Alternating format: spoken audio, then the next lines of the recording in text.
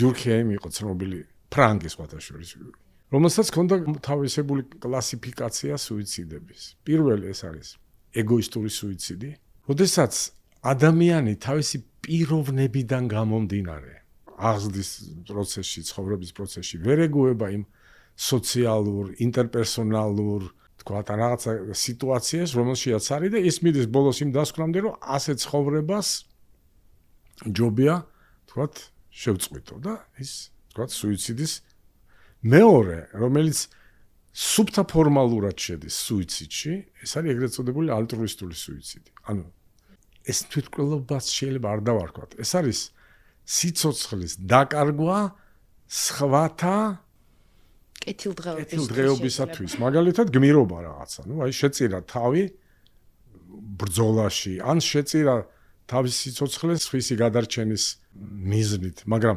ფორმალურად ეს სუიციდია, იმიტომ რომ ის აკეთებს იმას, რომ არა სხვამ, არამედ თვითონ დაკარგოს სიცოცხლე. მაგრამ ეს ალტრუისტული იმიტომაც არის და შემდგომი არის ეგრეთ წოდებული ანომიური. აი განსხვავებით ეგოისტურიდან ანომიური სიტუაციაში რა ხდება, იცით? შეგუებული იყო ეს ადამიანი ამ ყოფას და არასდროს არ უფიქრია იმაზე, რომ აი უნდა თქვათ დავტოვო ეს ცხოვრება და მაგრამ რაღაცა შეიცვალა.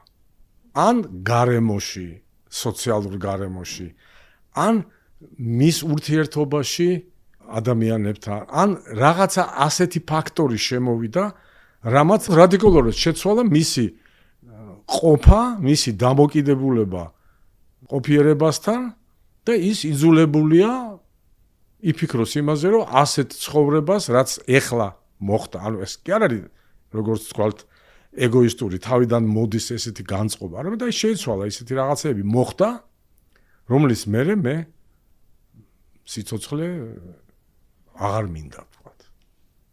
ეს არის ძირითადი ესეთი პოზიციები რა, რაც შეიძლება დაუკავშიროთ სუიციდს.